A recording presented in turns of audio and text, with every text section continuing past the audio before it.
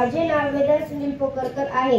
आज सावित्रीबाई फुले यांची जयंती आहे। त्यांचा जन्म 3 जानेवारी 1831 रोजी सातारा जिल्ह्यातील नायगाव येथे झाला।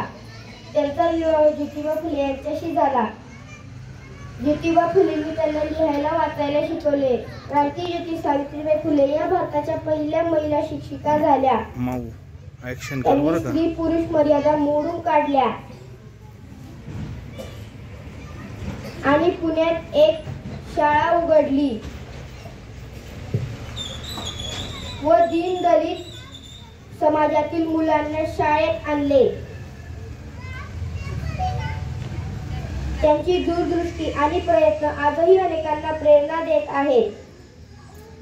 त्यांनी समाजातील बालविवाह, केशवपण आणि सतीप्रथा अशा वाईट प्रथांना त्यांनी विरोध केला। दुर्दैवाने 10 मार्च 1897 रोजी त्यांनी जगाचा शेवटचा निरोप घेतला। जय हिंद, जय महाराष्ट्र। छान मॅडम